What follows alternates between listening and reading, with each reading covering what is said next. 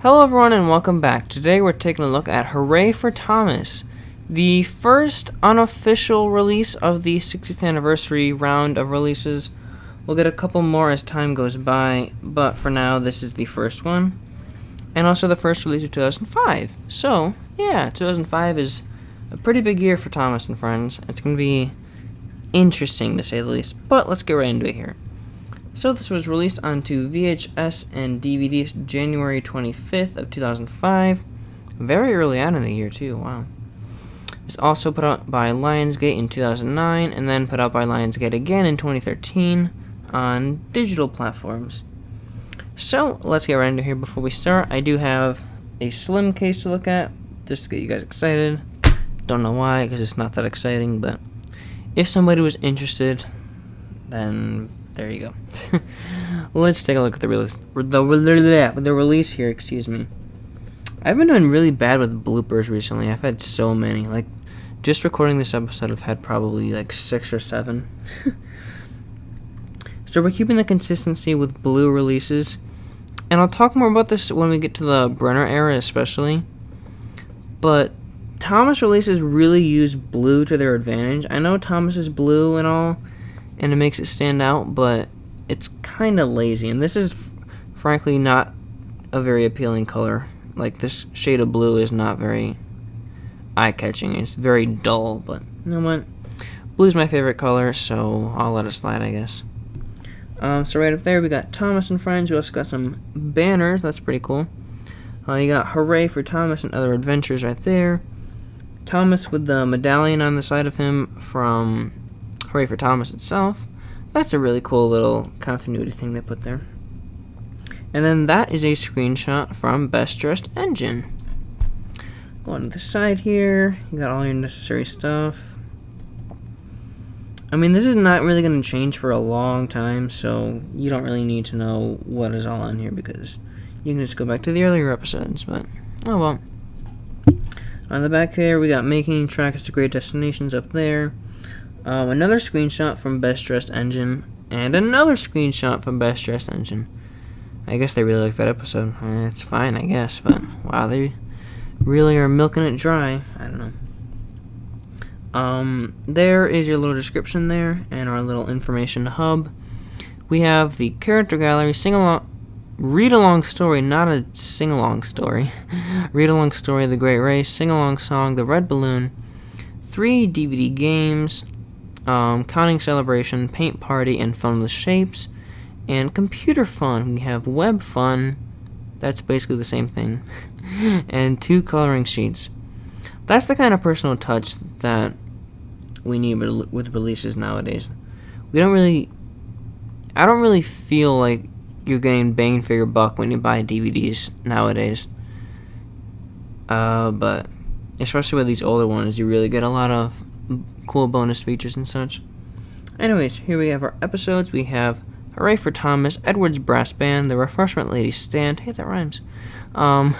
Renee's on the Roller Coaster, which, while we're on the topic of episodes, I do have a little setup for that episode up there. Renee's is barely being held on by a piece of string and tape right up there.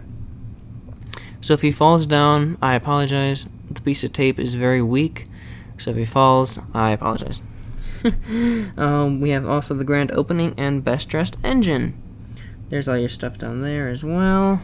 Kind of a mixed bag of Season 7 episodes. I'd say most of them are pretty good, but And here's the disc here, and I'd also like to note, I don't remember exactly if this is the first time, but this is a pretty glossy disc. Like, if you remember from the older releases, or the older episodes, I would always say how the DVDs felt really rough. Well, this is nice and shiny, and I like that. I don't know if this is a later copy, but hey, that's nice. And we also have a booklet here. So I'll put this back on the stand. And here's this. The only difference, is that this 6 years, the little tab is covering up Murdoch and Gordon, which is unfortunate, but you know what? It's okay. We didn't get that on the DVD, so maybe if there was there might have been a sticker on the cellophane back in the day that had this, but I don't know. I don't know. Here is all of the menu stuff, and what's really cool about the menu is that they actually make it feel like a celebration, because you got balloons and streamers in here, so that's really cool. They put a lot of effort into this release. It kind of seems like they wanted to make this like their standout release of Season 7 besides New Friends for Thomas. I don't really get that, though. These episodes, in my opinion, are not that spectacular or anything. We have amazing fun. Puns are hilarious. But there's a cool maze in here. You can help Thomas meet up with Percy for the big party. Cool, I guess. Ooh, look at this! We just looked at this last week. The early years, the complete first season. The first 26 episodes all in one set, plus games, songs, and other bonus features. That is really cool. Yeah, a must-have for any Thomas fan. Yes, I don't know if I mentioned this last week, but I think every Thomas fan should own the early years. It's just such a pivotal moment in Thomas history. Here are some books. I think I do have this book, yes. It is, I don't remember what stories are in it, but I do have this one. There's some coloring books down there. And then here's this on the back. Still a mistake up there. You know what? That's okay. Hooray for Thomas is still not on here, but look at that. Celebrate 60 years with these exciting Thomas titles. Let's see, what are we going to get this year? We are going to get... Let me look up to my notes here. James Learns a Lesson. Percy Saves the Day is a new one. 10 Years of Thomas. I think that's it. Yeah, I think that's all the older ones that we're going to get. Yep, because then we go into 2006. But yep, we're going to get a couple of new releases. And some older releases too, so that's cool. Also to note, this is only on DVD. That's pretty cool, I guess.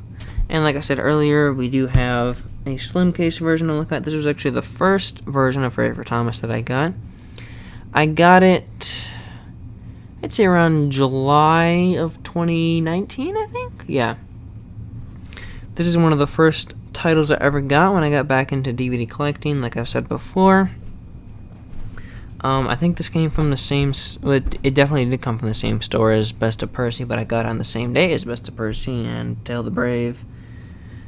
And Percy Saves the Day, which we'll talk about in a couple of weeks. Yep, it's the same poster art. Side is just a little bit different. It doesn't have like Hit Entertainment or Anchor Bay on the side. It's just the title. But I like that because on some of the later releases, they'll try and cram in like the Hit Entertainment logo and the Lionsgate logo down there, and it just looks bad. This is very clean, and I like this a lot more. Side here is the same.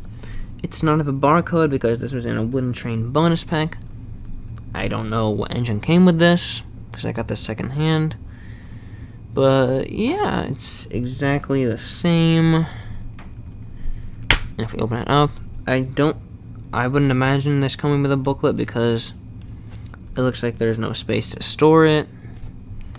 And there's the disc there. Oh, there you go. Sorry, I'm looking at the case. Scanavo. Interesting. There's a spider on my camera. What? Sorry, there's a spider crawling on my phone screen. That's interesting. Let me cut and get this off.